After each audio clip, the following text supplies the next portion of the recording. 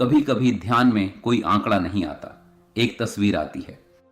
सुबह के 9 बजे शहर के बड़े अस्पताल की गली, लोहे की बेंच, पंखे की आवाज, कलाई पर नंबर, कागज पसीने से गीला। एक लड़का बैठा है, गांव से आया है, इलाहाबाद, पटना या दिल्ली की किसी कोचिंग गली में। 10 बाई 10 कमरा, 3 साथी, एक खिड़की, आंखें लाल, रात नहीं सोया। अंदर दिमाग का डॉक्टर बैठता है, दरवाजा बंद, बाहर भारत कतार में है। उसकी जेब में फोन बजता है। बाप लिखते हैं, परीक्षा की तारीख आई क्या। मकान वाला लिखता है, किराया कब दोगे। और मन लिखता है, मैं टूट रहा हूं। लेकिन यह तीसरा संदेश किसी को भेजा नहीं जाता। उसी शहर में थोड़ी दूर धूल भरी पगडंडी, किसी के चरण हाथ जोड़े हुए, माथा झुका हुआ, आंखों में पानी नहीं, विश्राम। एक और दृश्य, रात के 11, एक मां चारपाई पर बैठी है। घर में क्लेश हुआ था, बात बात पर चूल्हा ठंडा पड़ा है। वह रो नहीं रही, सस्ते स्मार्टफोन पर यूट्यूब खोलती है। उंगली रुकती है किसी बाबा की कथा पर, क्योंकि आज किसी को धीरे से बोलना था और घर में कोई धीरे नहीं बोल रहा था। देखो, यही दो भारत हैं। एक भारत शहर के बड़े अस्पताल की कतार में खड़ा है, दूसरा भारत घुटनों के बल बैठ जाता है, और तीसरा भारत दोनों के बीच सस्ते फोन पर झूलता है। और सच बताऊं, दूसरा भारत बड़ा है, पुराना है और अभी भी ज्यादा तेज सांस लेता है। इस देश में दिमाग के डॉक्टर गिनती के हैं, शहर के बड़े अस्पताल तक पहुंचना ही मुश्किल। तारीख महीने बाद, दवा महंगी, बात करने वाला समय कम। और गुरु का कोई हिसाब नहीं, क्योंकि इस देश ने कभी सोचा ही नहीं कि गुरु को गिनना पड़ेगा। मैं ये बात इसलिए नहीं कह रहा कि किसी को शर्म दिलाऊं, मैं ये इसलिए कह रहा हूं क्योंकि ये एक सभ्यता का नक्शा है। नक्शा ये कहता है, जहां व्यवस्था पतली हो वहां आस्था मोटी हो जाती है, जहां इंतजार लंबा हो वहां चरण पास लगते हैं।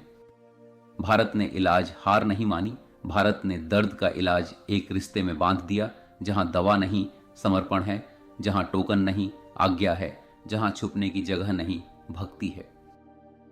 नमस्कार, कॉस्मिक सिनेमा पर आपका स्वागत है। आज से हम खोल रहे हैं 4 दरवाजे। श्रृंखला का नाम है द गॉड मार्केट, ईश्वर बाजार। अगर तुम गांव से हो, कस्बे से हो, कोचिंग की गली से हो, तो ये श्रृंखला तुम्हारे लिए ही है, क्योंकि बाजार तुम्हें सिंपल भक्त समझता है। मैं तुम्हें जागा हुआ खोजी समझता हूं। ये आरोप की कहानी नहीं है, ये घृणा की कहानी भी नहीं, ये उस मन की कहानी है जो शांत होना चाहता है, और बाजार ने उसी शांति को बेचना सीख लिया। 4 द्वार, पहले जड़, आज फिर प्रसारण, जब टीवी ने गुरु को सुबह बना दिया। फिर बही खाता, जब आस्था दुकान और धंधा बन गई। फिर मोबाइल, जब छोटी सी रील ने अस्पताल का काम संभाल लिया। आज पहला द्वार, खोजी। ये कहानी सिर्फ बड़े शहर की नहीं, ये उन गलियों की भी है जहां कोचिंग के बोर्ड लटके हैं। ये उन गांवों की भी है जहां मंगलवार की कथा में आंगन भर जाता है। ये उन घरों की भी है जहां महीने की तनख्वाह गिनकर प्रसाद का थैला और चंदा की पर्ची दोनों निकलते हैं। क्योंकि ईश्वर बाजार वहीं सबसे गहरा उतरता है, जहां पैसे कम हैं और प्यास ज्यादा। जड़ों की बात, श्रद्धा की बात, क्योंकि हवाई जहाज और बड़ी गाड़ी से पहले जंगल था, और जंगल में कोई बड़ा धंधा नहीं था, केवल प्यास थी। कल्पना करो, रात, दीपक, पत्तों की सरसराहट, कहीं दूर उल्लू, मिट्टी की गंध, बारिश के बाद जैसी। एक गुरु बैठा है, शरीर पतला, आंखें भारी। शब्द का मतलब ही यही है, गुरु वजनदार, जिसे हल्के में नहीं उठाया जा सकता। अब सुनो, भाषा की 2 परतें। थोड़ी देर के लिए एक दूसरी आवाज आएगी, विद्वान की। फिर हम जंगल। गुरु शब्द का पुराना अर्थ है भारी, वंदनीय, जिसे हल्के में नहीं लिया जा सकता। परंपरा बाद में कहती है गु अंधकार, रु उसका नाश, यानी जो अंधेरे को हटाए। मनुष्य अंधेरे से डरता है, इसलिए ऐसे व्यक्ति की खोज करता है जो कहे मैं राह जानता हूं। ज्ञान किताब से कम, पास बैठने से ज्यादा उतरा। गुरुकुल में सांस से सांस तक। में लौटेंगे। ये 2 अर्थ एक साथ रह सकते हैं, वजन और अंधकार का नाश। लेकिन ध्यान रखना, जब अंधकार का नाश किसी और के हाथ में सौंप दो, तो तुम्हारी आंख भी किराए पर चली जाती है। अब लौटो जंगल में। एक लड़का आया है 15 साल का गांव से। बाप ने कहा कमाई कर, माता ने कहा भगवान याद रखना। लड़के ने दोनों बातें एक बोरे में बांध लीं और गुरु के आंगन में रख दी। सुबह 4 घंटी ठंडा पानी, आंगन की झाड़ू, लकड़ी का बोझ कंधे पर, और कंधे पर एक और बोझ, मैं काबिल बनूं, घर का नाम ऊंचा करूं। दोपहर पाठ। शब्द दोहराए जाते हैं जब तक जीभ थक न जाए। गुरु पूछते हैं समझा? लड़का सिर हिलाता है। लेकिन रात को वही शब्द सपने में आकर पूछते हैं सच में समझा या सिर्फ रटा? शाम सेवा, बर्तन, गाय, अतिथि के पैर धोना। यहाँ अहंकार को भाषण नहीं मिलता, यहाँ अहंकार को काम मिलता है। रात को नींद ऐसी जैसी शहर कभी नहीं देता, क्योंकि शहर में नींद के पहले तुलना आती है, पड़ोसी का बेटा, चाचा का लड़का, गांव की बात। जंगल में नींद के पहले थकान आती है, और थकान ईमानदार होती है। कभी कभी गुरु पूछते आज मन कहाँ था? लड़का झूठ बोलने लगता है, फिर रुक जाता है, कहता है घर की याद आ रही थी। गुरु हंसते नहीं, डांटते नहीं, केवल इतना कहते याद रखना पाप नहीं, भागना पाप है। ये छोटी बात है, लेकिन शहर में ऐसी छोटी बात सुनने वाला कम मिलता है। वहाँ या तो सलाह मिलती है मजबूत बन, या फटकार समय बर्बाद मत कर। जंगल में कभी कभी सिर्फ बैठने की अनुमति मिलती थी, और अनुमति दवा से बड़ी होती है। यहाँ न तो दुकान का बोर्ड था, न चंदा की रसीद, न किस्त, न सीटें सीमित का डर। एक जीव दूसरे जीव के पास बैठता है और कहता है मुझे अपने अंधेरे से मुक्त करो। ये सुंदर तस्वीर है। हाँ, मैं जानता हूँ, जंगल में भी भूख थी, अहंकार था, अन्याय था, गुरु भी मनुष्य थे, शिष्य भी। लेकिन एक चीज साफ थी, रिश्ता सीधा था। बीच में मोबाइल नहीं था, बीच में विज्ञापन नहीं था, बीच में धंधे की चमक नहीं थी। अब सुनो एक छोटी कथा, पुरानी जैसी, सच की तरह महसूस होगी, क्योंकि सच अक्सर कथा का रूप ले लेती है। दो शिष्य, एक ही गुरु, एक ही जंगल, एक ही कुआं, एक ही घंटी। पहला शिष्य रोज चरण छूता है, माथा इतना झुकाता है कि गर्दन दर्द करने लगती है। सोचता है अगर मैं काफी झुक गया तो शायद मेरे पाप कट जाएंगे, शायद गुरु मुझसे खुश हो जाएंगे, शायद मुझे चुना जाएगा। उसका समर्पण डर से बना है। डर कि अगर नहीं झुका तो अकेला रह जाएगा, डर कि अगर सवाल पूछा तो आशीर्वाद छिन जाएगा। दूसरा शिष्य भी चरण छूता है, उसी मिट्टी पर, उसी सुबह, लेकिन उसकी रीढ़ सीधी रहती है। वह झुकता है सम्मान से, अपनापन खोकर नहीं। वह सुनता है, पूछता भी है, कभी चुप भी रह जाता है, विरोध में नहीं, समझने में। उसका समर्पण प्रेम से बना है, प्रेम जो आज़ादी को निगलता नहीं। एक दिन गुरु चले जाते हैं, शरीर की तरह सब गुरु जाते हैं। पहला शिष्य टूट जाता है, उसकी शांति गुरु की झोली में रखी थी। गुरु गए, झोली गई, शांति गई। वह मेले और मंच की ओर दौड़ता है, किसी और चरण की तलाश में, क्योंकि उसे खुद पर भरोसा नहीं सिखाया गया था, उसे केवल झुकना सिखाया गया था। दूसरा शिष्य रोता भी है, लेकिन उठता भी है।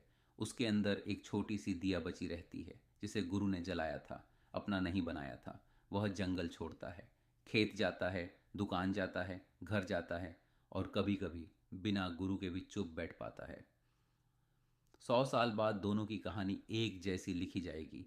दोनों ने पैर छुए, दोनों ने जंगल में रात गुजारी, लेकिन एक ने अपनी रीढ़ बेच दी, दूसरे ने अपनी रीढ़ को आशीर्वाद दिया। और यही खेल है। आज भी जब तुम किसी के सामने झुकते हो, ठेकेदार के सामने, मंदिर में, आश्रम में, फोन की स्क्रीन के सामने, पूछो धीरे से, क्या ये झुकाव प्रेम है या भूख? क्या ये सम्मान है या डर कि मैं अकेला हूं? यही फर्क तय करता है कि गुरु तुम्हें मुक्त करेगा या बाजार तुम्हें खरीद लेगा। एक दृश्य और, मेले का। धूल, लाउडस्पीकर, भीड़।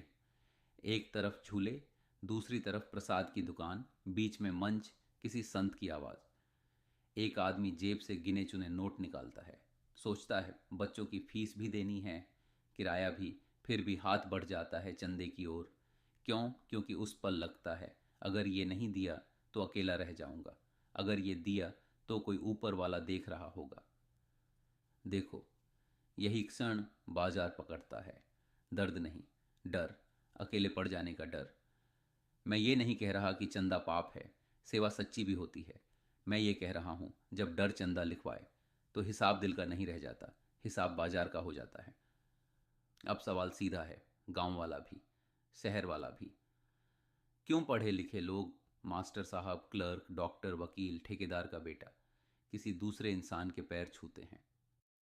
बाहर का आदमी कहेगा बेवकूफ़ी, भारत कहेगा संस्कृति। मैं कहता हूं दोनों अधूरे हैं।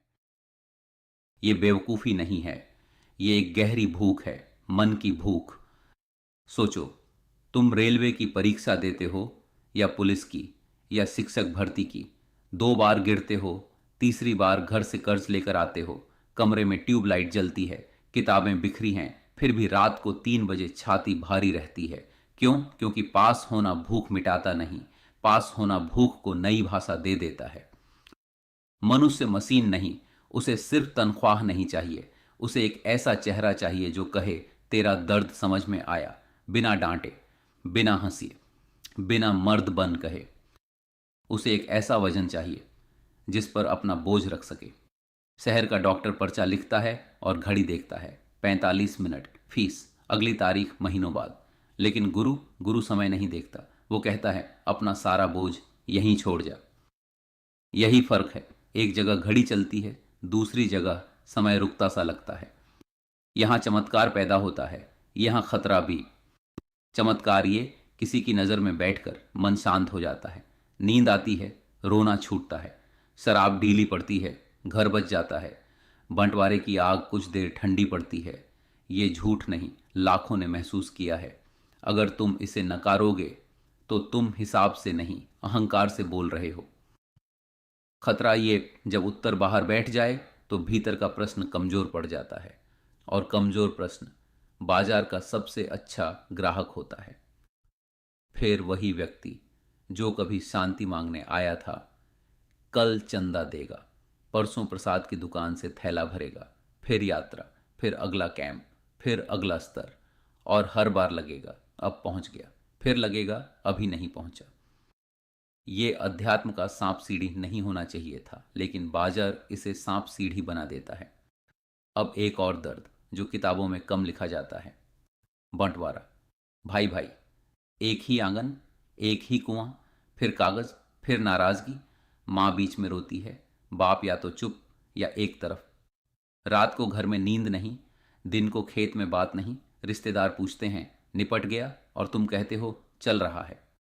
ऐसे दिनों में मंदिर की घंटी अलग लगती है, कथा की आवाज अलग लगती है। लगता है कम से कम वहां कोई मेरे हिस्से का नहीं मांगेगा, वहां कोई बोलेगा बेटा बैठ। ठेकेदार वाला दर्द भी ऐसा ही है। मजदूरी रुकी, हिसाब अधूरा, मुंह पर हंसी, जेब में चिंता। वहां भी गुरु का नाम आसानी से आ जाता है, क्योंकि दुनिया कठोर है और कोई नरम आवाज चाहिए। एक दृश्य और, शायद तुम्हारे घर का, किराए का कमरा, कोचिंग वाले शहर में, फटी चादर, दीवार पर कैलेंडर, फोन पर बाप का मिस्ड कॉल। तुम वापस लगाते हो, बाप पूछते हैं सब ठीक है ना? तुम कहते हो हाँ बाबा, पढ़ाई चल रही है। बाप विश्वास कर लेते हैं, क्योंकि बाप को विश्वास करना है, और तुम रख देते हो फोन, क्योंकि सच बोलने की भाषा तुम्हारे पास नहीं बची, कि रात को नींद नहीं आती, कि डर लगता है कि गांव लौटने पर लोग क्या कहेंगे। जब परिवार बड़ा था, दादा, बुआ, चाचा, पड़ोसी, आंगन, तब दर्द बढ़ता था। कोई सुनने वाला घर के अंदर ही मिल जाता था, कभी डांट के रूप में, कभी चुपके से गुड़ चीनी के रूप में। अब संयुक्त परिवार छोटा पड़ गया। बेटा शहर, बेटी ससुराल, माँ गांव में टीवी देखती है, बाप खेत में, या चौकीदारी पर, या किसी ठेके पर पसीना बहाते। शादी के पंडाल में एक और दृश्य, रिश्तेदार पूछता है नौकरी लग गई या जमीन का बंटवारा हुआ। तुम मुस्कुराते हो, भीतर कोई पूछता है मैं कब आखिरी बार सच में हल्का था। सवाल पंडाल में फिट नहीं बैठता, इसलिए सवाल को मंदिर तक या कथा तक टाल दिया जाता है। परीक्षा वाला साल और भी भारी होता है। नतीजा आने से पहले रातें लंबी, नतीजा आने के बाद अगर नाम न निकला तो गांव की नज़रें और भी लंबी। चाचा कहते हैं मेहनत कम थी, पड़ोसी कहते हैं किस्मत। और तुम अंदर कहते हो मैं थक गया, लेकिन थकान बोलने की इजाज़त नहीं, तो थकान मंदिर चली जाती है या फ़ोन की स्क्रीन पर कथा बन जाती है। ये भागना नहीं हमेशा, कभी कभी ये सांस लेना होता है। फ़र्क ये है, सांस लेकर तुम उठते हो या वहीं सो जाते हो। दर्द कहाँ जाए? दर्द परिवार के व्हाट्सएप ग्रुप में नहीं समाता, वहाँ सब ठीक है लिखते हैं। दर्द ठेकेदार के आगे नहीं रखा जाता, वहाँ तुम्हें मजबूत दिखना है। दर्द कर्ज की किस्त में नहीं समाता, वहाँ हिसाब चलता है, दिल नहीं। तो दर्द गुरु के चरणों में चला जाता है, कभी मंदिर में, कभी यूट्यूब पर, कभी मंगलवार की कथा में, कभी किसी शिविर की बस में। ये पागलपन नहीं है, ये सभ्यता का आपातकालीन दरवाज़ा है। मतलब समझो, जब घर का बुजुर्ग गायब हो या बात न सुने तो समाज कोई और बुजुर्ग बना लेता है, कभी नेता, कभी फिल्मी सितारा, कभी गुरु।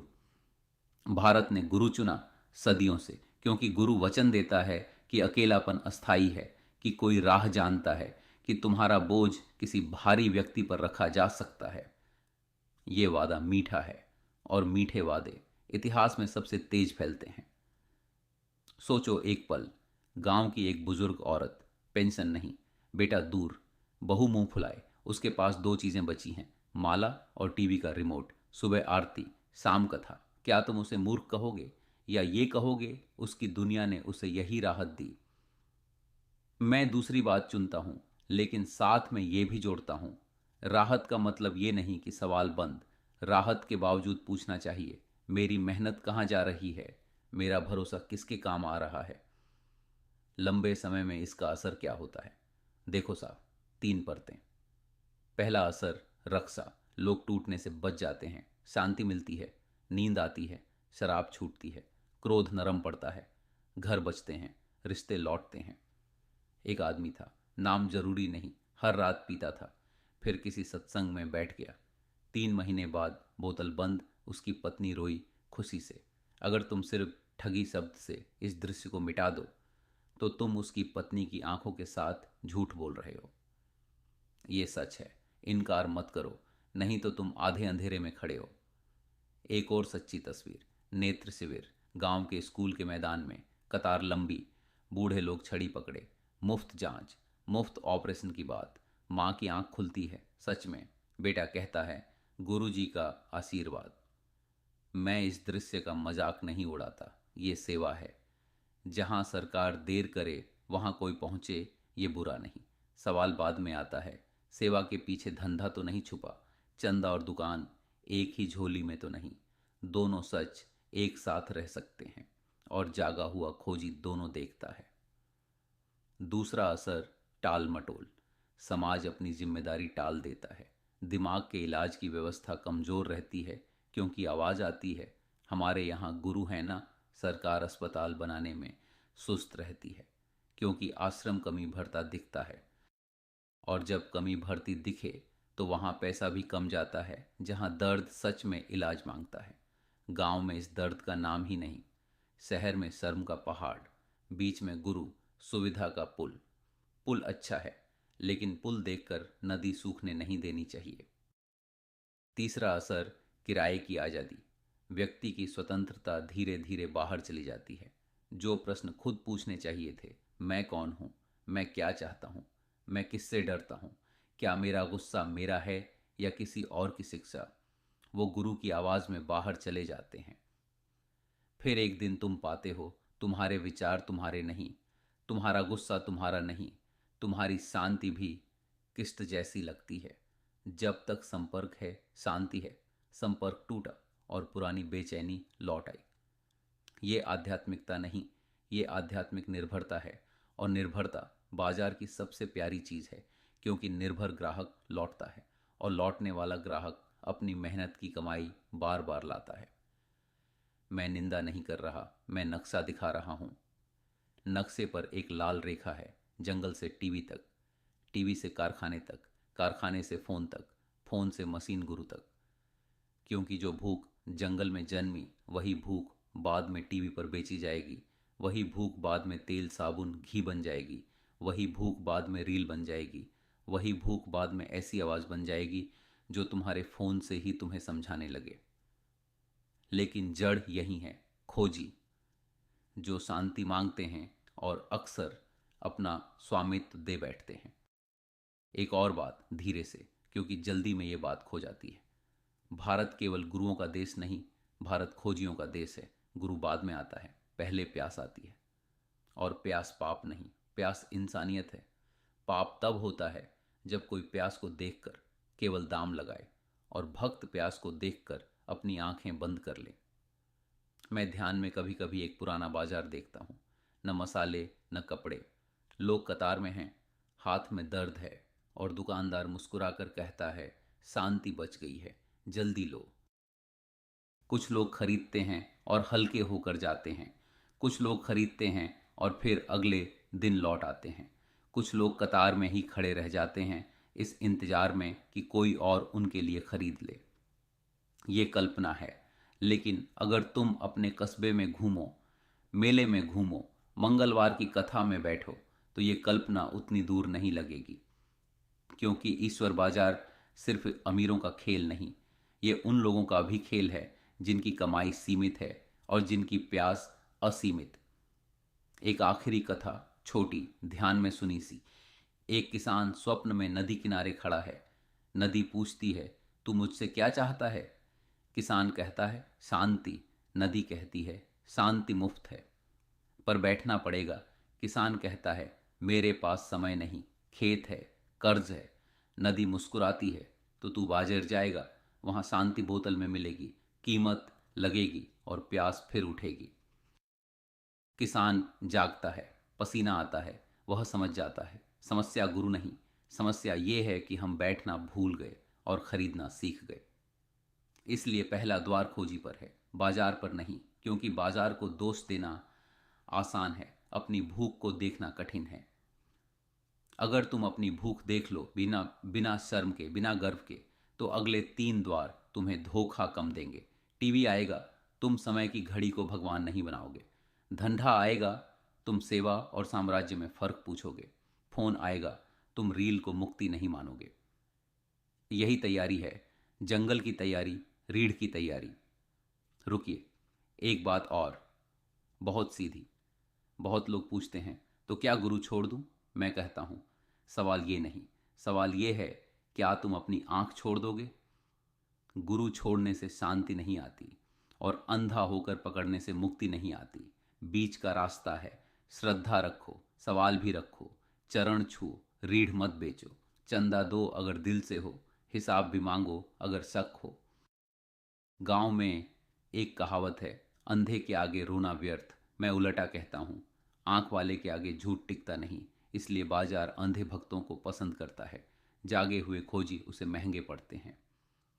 सोचो, कोचिंग वाले कमरे में फिर से 3 लड़के, एक कमरा, एक फोन पर कथा चलाता है, दूसरा कान में ईयरफोन लगाए गणित रटता है, तीसरा छत देखता है, नींद नहीं आती। तीनों एक ही दर्द के 3 रूप हैं। एक शांति खरीद रहा है, एक भविष्य खरीद रहा है, एक कुछ नहीं खरीद पा रहा, इसलिए और भी डरा हुआ है। मैं तीसरे लड़के से कहता हूं, डर पाप नहीं, डर छुपाना बीमारी है और डर बेचना धंधा। अगर तुम इस श्रृंखला में सिर्फ एक बात ले जाना, तो ये ले जाना, तुम्हारी प्यास पवित्र है, तुम्हारा अकेलापन समझ में आने लायक है। लेकिन जो तुम्हारी प्यास पर दाम लगाए, उसे बिना जांचे मत अपना गुरु बना लेना। घर लौटकर भी यही लागू होता है। माँ की कथा, बाप की आरती, भाई का सत्संग, सबको गाली मत दो, सबको अंधा मत मानो, बस इतना पूछो, क्या इससे घर हल्का हुआ? क्या इससे कोई और गरीब तो नहीं हुआ? क्या इससे मेरी रीढ़ कमजोर तो नहीं पड़ी? 3 सवाल, 3 दिए, अंधेरे में काफी।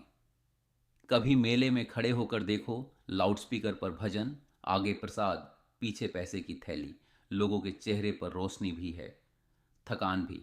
कुछ चेहरे सच में हल्के हैं, कुछ चेहरे अभी भी बोझ ढो रहे हैं, बस अब बोझ को भक्ति कह रहे हैं। फर्क चेहरे पर लिखा होता है, आंख में, कंधों में। जागा हुआ आदमी दोनों पढ़ लेता है। मैं चाहता हूं तुम वही आदमी बनो, न निंदक न अंधा, गवाह।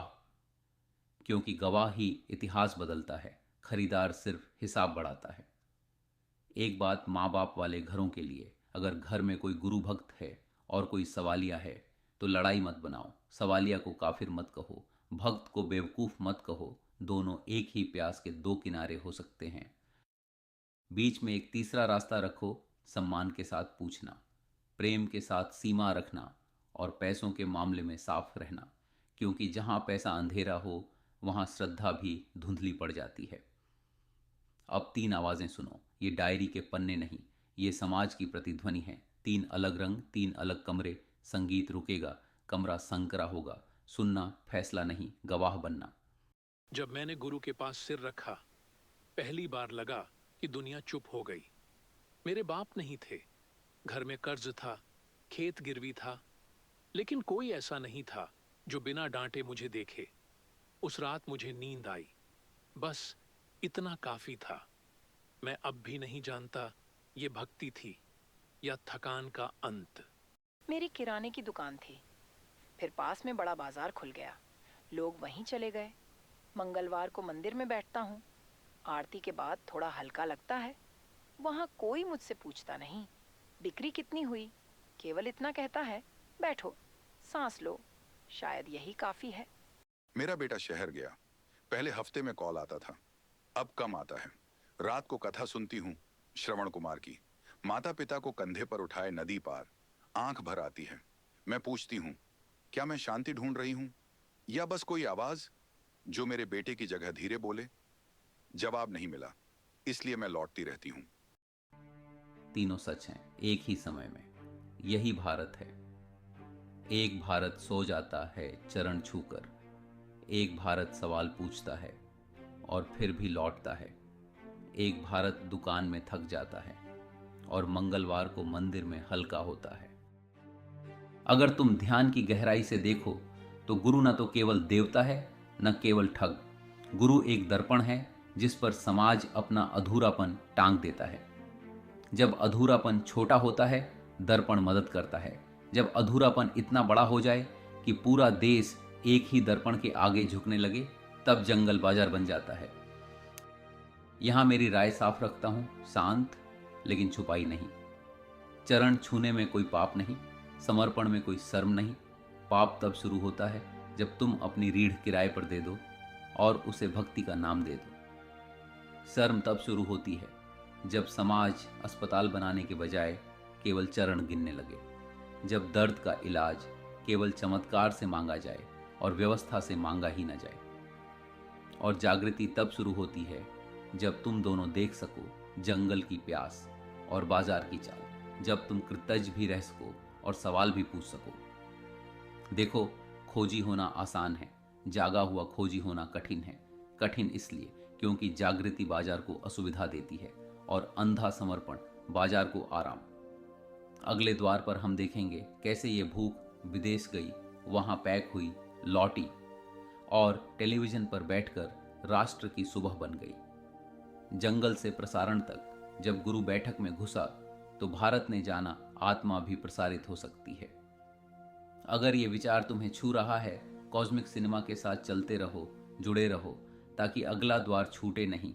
किसी ऐसे व्यक्ति तक पहुंचाओ जो शांति खरीद रहा है और ये नहीं जानता कि अपनी मेहनत की कमाई के साथ वह क्या बेच रहा है। क्योंकि बाजार तो चल ही रहा है, सवाल यह है तुम खरीदार बनोगे या जागे हुए गवाह। अभी के लिए एक छोटी सी बात, अभ्यास नहीं, याद। अगली बार जब झुकने का मन हो, चरण के सामने या फोन की स्क्रीन के सामने एक सांस रोककर रीढ़ को महसूस करना। अगर रीढ़ मौजूद है तो झुकाव प्रणाम बन सकता है, अगर रीढ़ गायब है तो झुकाव सौदा बन जाता है। और अगर दोनों एक साथ महसूस हों, रीढ़ भी और झुकाव भी, तो समझना तुम खोजी हो, अभी बाजार के ग्राहक नहीं। जंगल याद रखना, बाजार आगे इंतजार कर रहा है। नमस्कार।